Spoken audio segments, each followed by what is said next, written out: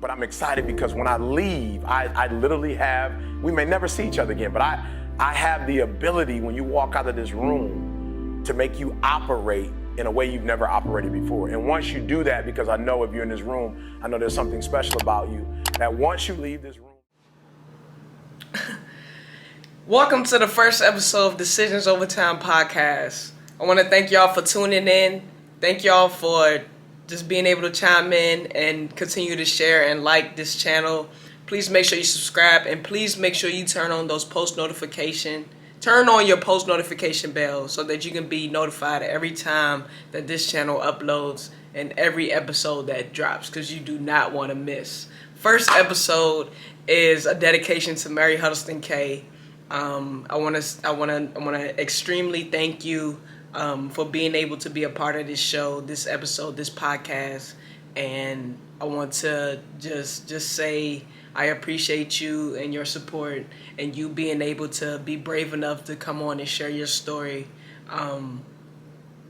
despite what others may think or anything in that nature. And I just want to say you're brave, and I love you.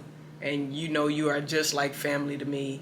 And I can't wait to be able to drop this episode and let the people hear your story and how you overcame your challenges and how you still deal with the challenges that you face today and how you made your weaknesses turn into strengths. And I appreciate you again just for being able to chime in and share your story, because that's all that matters, is what footsteps you want to leave and how you want to be remembered. To everyone who comes on this channel, to everyone who tunes into this channel, to everyone who chimes in, think about what footsteps you want to leave and how you will be remembered. Let's welcome Mary Huddleston Kay. So how you doing? I haven't seen you in so long. I know, I'm good. Last time I saw you, were in Walmart, remember? Yeah. It's been about what? I think like 3 years. Yeah, it's been a lot of years. No. Yeah. How you doing though? What's that? How you doing? Good. I'm back home. I lived in Texas for a couple years getting my master's, and then now I'm home. Okay. Did you like Texas though? That's kind of where I want to live at. Oh my gosh, I loved it. I live in College Station, where A&M is at. Yeah.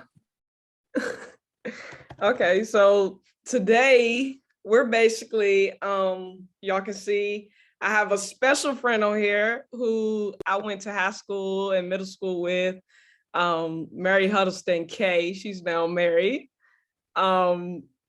We basically played sports together all throughout high school and middle school. One of the first individuals who probably motivated me in a different way. Very, very special. This is a very special guest, Mary Huddleston. I'm gonna let her introduce herself.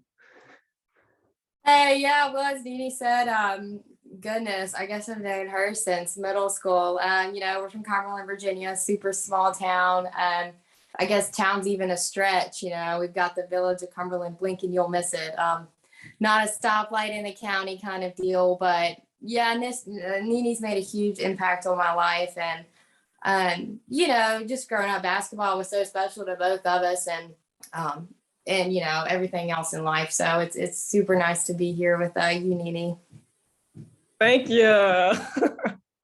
So what's I know you wanted to talk about your journey, and everything that happened and the things you overcame and, the struggles you may still be dealing with today.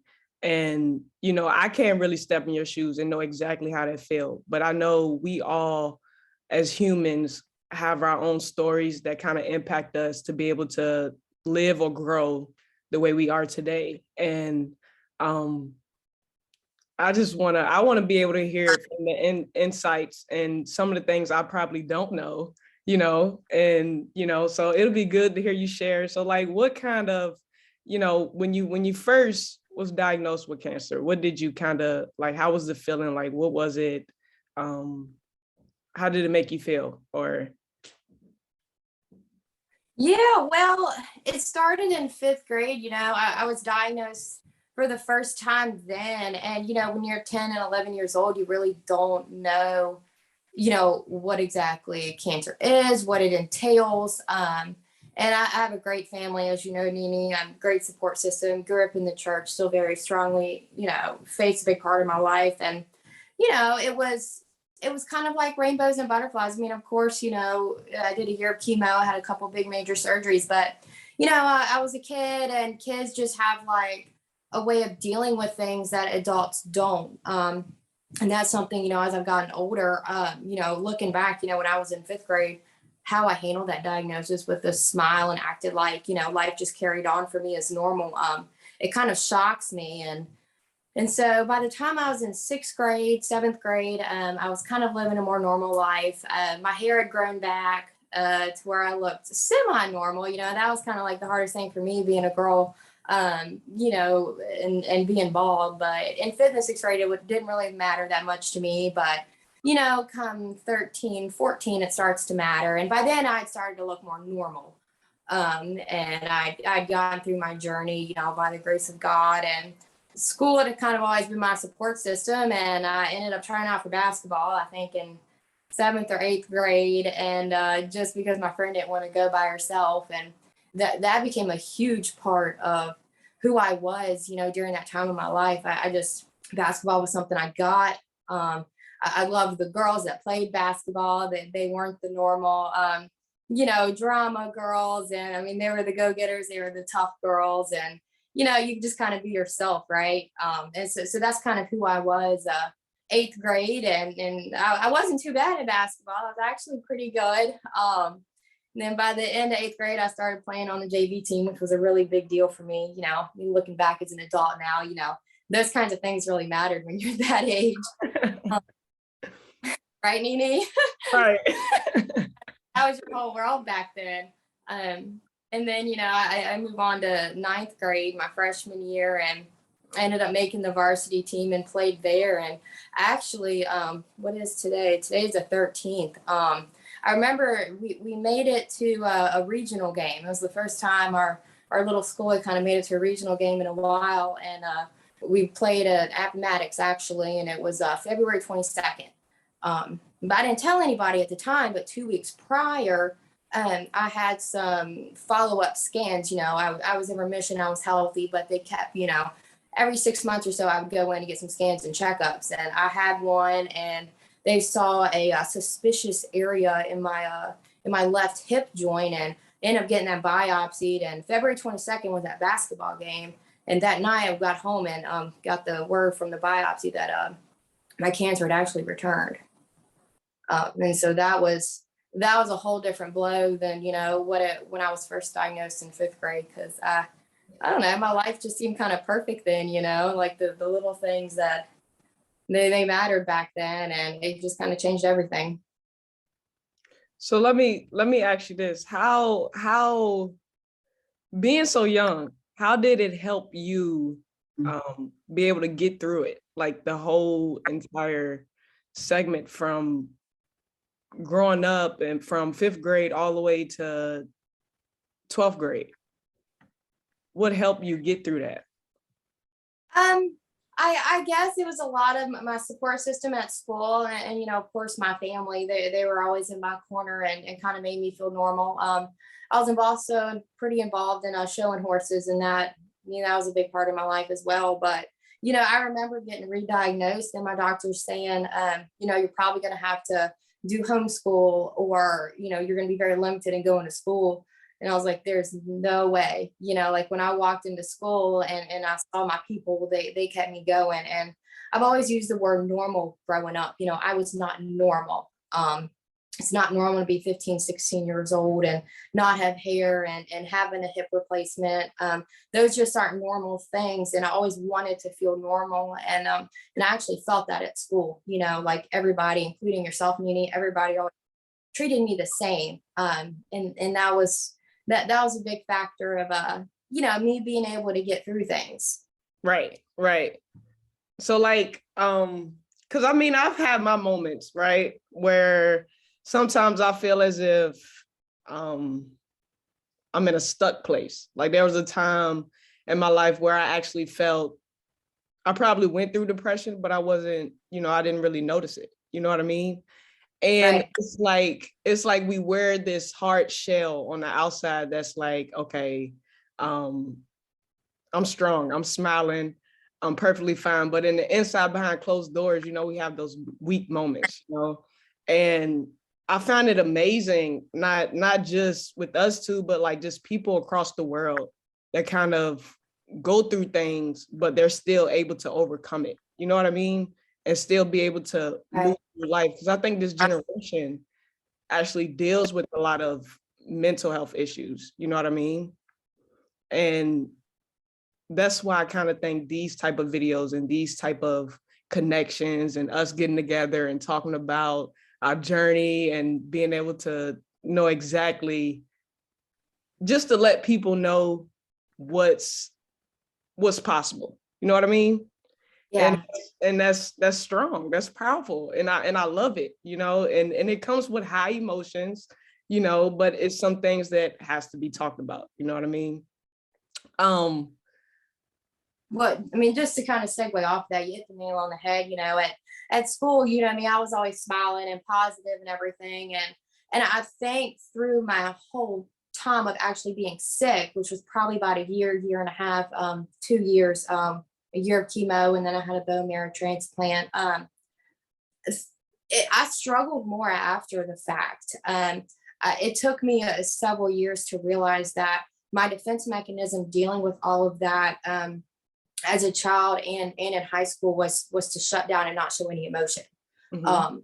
And like, I didn't want my parents to see me crying and hurt and upset about my diagnosis and me being sick, because that would just hurt them even more, right? So I acted like it never bothered me. Same thing in high school. And I mean, honestly, my lack of showing emotion, that's it's kind of still a struggle today. Like, I'm married now, and I mean, it can affect that. I still struggle with showing emotion and letting myself be vulnerable, because to me, to get through everything in the past, I had to shut that down. Like, it was not an option for me to be emotional. It was just an option to be stoic, Yeah. right? Something that I still deal with today. Yeah, then and I can see that. It's crazy how situations can kind of make us into the person we are. And let me ask you this. So like, do you kind of still work on that to try to show some emotion, especially, being married now or whatnot? I it is work, and it's hard to say. It's sad to say that, which, I mean, all marriages work, but I mean, inherently, I'm just not a super emotional person. Even though I have these feelings inside and internally, it's very hard for me to outwardly express that. I mean, I think that all just started with me being as a kid, and I had to suppress it, to keep everybody else around me smiling. Yeah. So is there a way you kind of express yourself even though you don't know it? Like, is it like, whether it's a hobby or I don't know. I don't know what I'm trying to get at, but like something that'll make you, I don't know, Break down. Yeah. Yeah, definitely Sundays, when I go to church and I have to take a step back, and like get in the word of God and everything, that always helps. And then, I'm very lucky, my husband and I, we both kind of have the same hobbies, and that's we ride horses and rodeo together, and just doing stuff like that go back to make me feel normal again, where it's like more natural for me. Yeah. So how is the riding horses life? Oh, it's great. I've horses. I don't know, and it just goes back, to me making myself feel normal. I mean, I remember, this is a very sad story, but I remember being in high school, and I just got re-diagnosed, and it was I so the first time you get diagnosed, you're kind of like, hip hip hooray, we're gonna beat this, let's go, let's do this, because you don't know what's ahead. You don't know all the doctor's appointments, the pain, being sick from chemo. You don't know, you haven't experienced all that yet. So when I got re-diagnosed, I knew exactly what the battle ahead looked like. I was extremely sick for, every round after chemo, the surgeries, the unknown, right? And there was a time, when I first got diagnosed, was like, I don't know if I want to do this. I don't know if I can do this. And I remember just kind of being rock bottom. I was just laying on the bathroom floor, like, I don't want to do this. I can't do this. And I went out to see my horse, and I was going to say goodbye to my horse. And I looked at him and I realized, I'm like, this horse has no idea the difference between me being bald and me being with hair. Mhm. He just took me as Mary, and that's why I was like, I can get through this. This does not define me. My looks don't define me. So that was a real big defining moment. And one of the reasons why I do like spending so much time with the horses, right? They just care about who you are and how you treat them. Right. I can see that. That's the special thing about animals, though, and versus humans. Oh, yeah. That's the special thing about animals. But what you ended up going to school for? Goodness. I always wanted to be a horse vet. And then I started riding with my horse vet some, and I realized blood will make me face plant. I can't deal with blood. That kind of derailed that career, but I went to Virginia Tech. I double majored in pre-vet. I was kept safe from the blood and, academic classes. And I also did public relations, and I ended up going to get my MPA at Texas A&M. And right now I'm kind of the director of business for Pike Engineering in Virginia, and I love it. That's good. I didn't know that. Yeah. That's good. So, like, did you ever think about, like, kind of trying to do something that'll like leave your footprints as far as like what you've actually been through, like get involved with something? Yes, I have. And again, me, I've always been very private about my story and everything, and I never talked about it. And it just goes back to me kind of putting up those walls as a mechanism to survive. But I did think about it. I did a lot of my work at the Children's Hospital of Richmond. Like that's where I had all my surgeries, and then turns out in grad school I ended up connecting with some people there for fundraising and helping them out there. So it's something that I need to work on. The fact that like my story is special and can impact people.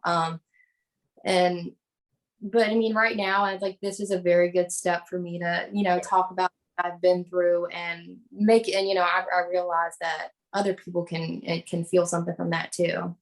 Yeah. It's amazing. It's amazing just to witness it and see the evolution from it. You know what I mean? Like, especially because like time back on the generation, and a lot of young children, you know what I mean, just don't have that motivation anymore, or that will, or that drive, or that push to even feel as if anything can happen, and a lot of it ties into the spirituality of believing in God and keeping your faith and knowing that whatever you put your mind to can happen. And I think that's really important, like especially with suicide being one of the top issues in this generation as well. And it's just crazy to me how lost some people can be, not lost as if they're lost, but lost as if their mentality that you can do it, you know what I mean, and it's possible, and you don't need the resources to do it. You just got to put yourself out there, right? That's right. What like is powerful to me, and that's kind of the footsteps I want to make. You know me since I was little. I didn't talk much. I did not talk. But here I am now creating a podcast. And I think when a lot of people realize that the weaknesses we have in life are actually the strengths that will power you to be something, to power you into your destiny. That's what's crazy. Yeah, you're right. You didn't talk much back then. I remember you started talking to me, and you and I were kind of buddies, and everybody else was like, oh my gosh, like Mimi talks to Mary. And we've grown so much. And I what you said earlier kind of reminded me, we all need to personally challenge ourselves, and I've learned growing up, like everybody is facing a battle, like right now I have something personal going on, you do too. And, everybody that you see in a store everywhere, they are faced with something personal that's very hard for them. And something that's been hard for me is, my problems, having cancer, twice growing up, to some people that's a huge deal, right? But just Yeah. because let's say a 9 out of 10 on the bad scale, it doesn't mean that someone on a 2 out of 10 on the bad scale, their problems don't count any less than mine. It's all relative, and it's all how that person perceives it and how they're handling it. So I've learned that growing up, and I've always been a huge advocate for that. Because I used to be, oh, well, yours isn't as bad as what mine used to be. And of course, I would never verbalize, but, in terms, I think that. And, as I've grown, everybody experiences trauma and challenges differently. And it's important to respect that. Right. And that's a lot of people don't.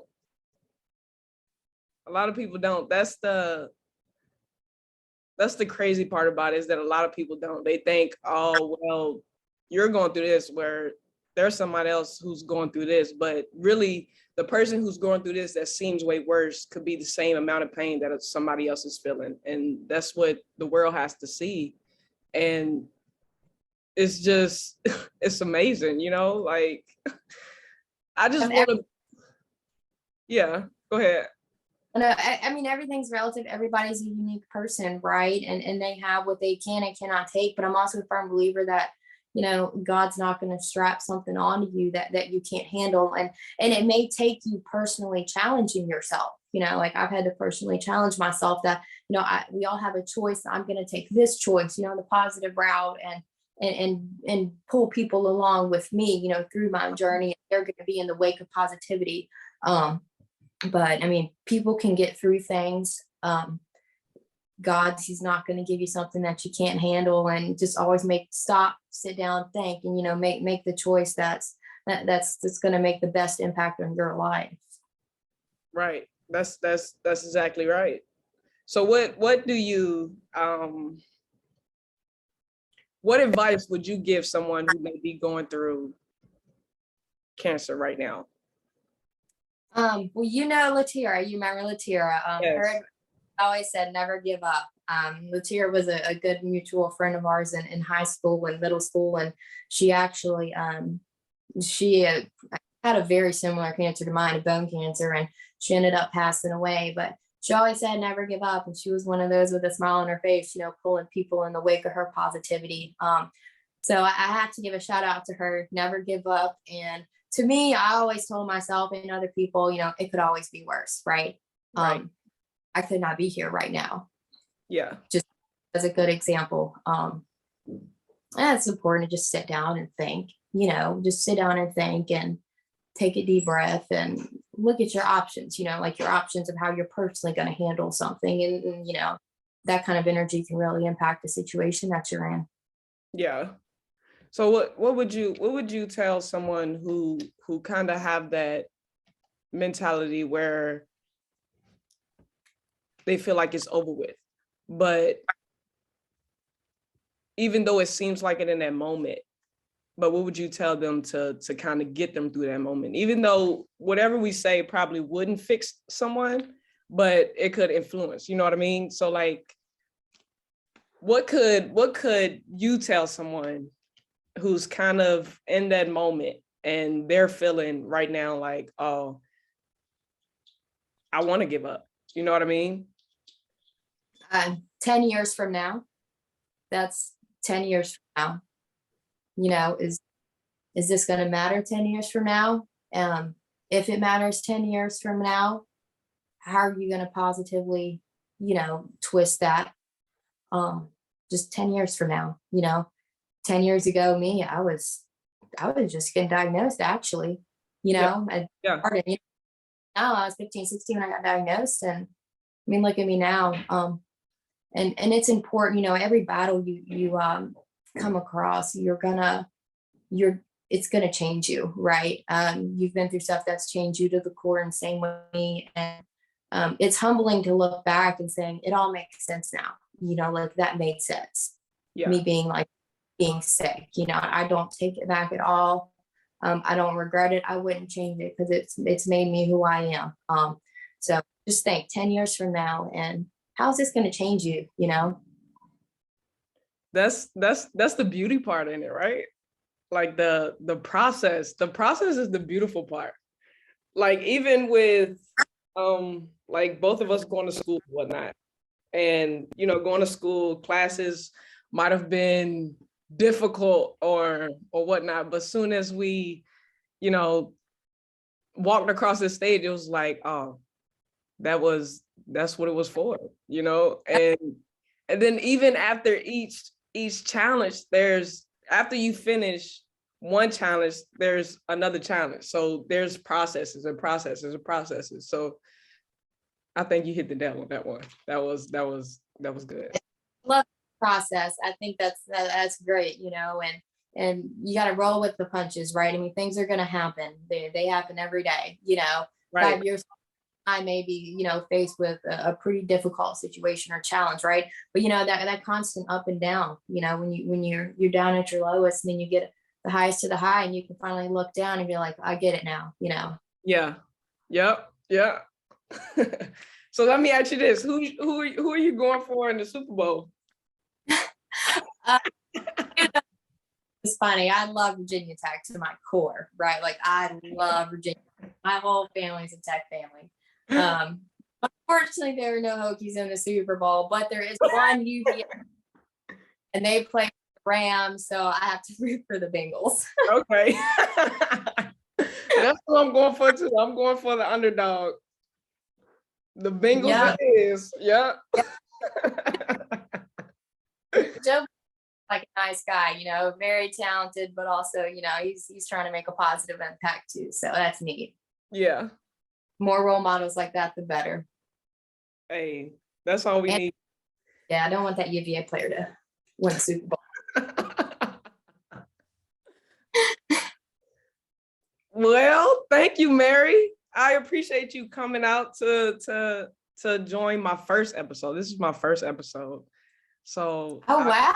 Yeah, so this is the first one, and I'm going to admit I was nervous, but it's conversation, right? Right. Hey, Nene, when you reached out to me, it was very humbling, and it goes back to me kind of shoving everything off that I've been through. Oh, that's just my life. But the fact that we haven't seen each other in years, and we don't talk on the regular. The fact that my story and me came to mind for you, it's very humbling to see that I've had that effect on people, and it kind of makes me smile. And it's one of those, you're standing at the top and you're looking down, and you're like, oh, it's starting to make more sense now. Yeah, because I probably never told you this, like never ever, but you're one of the very first people besides Kobe Bryant that actually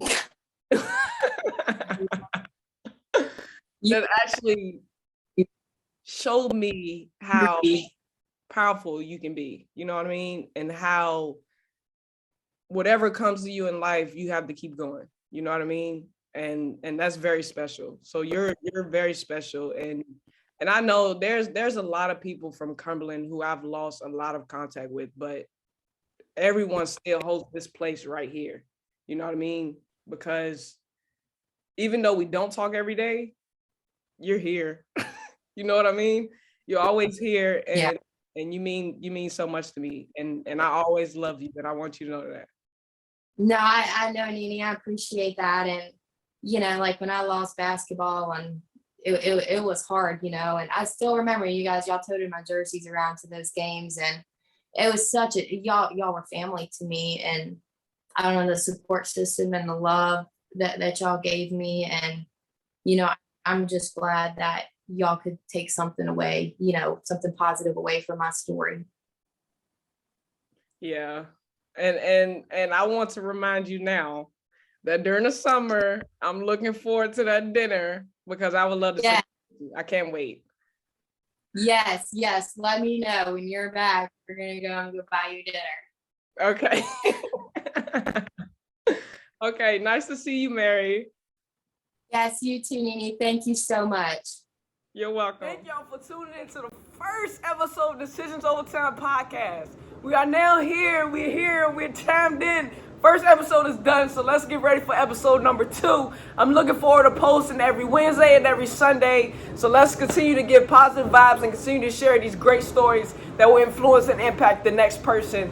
I just want to say, make sure you turn on your post notifications bell so that you can be notified every time that I do upload, because you do not want to miss an episode.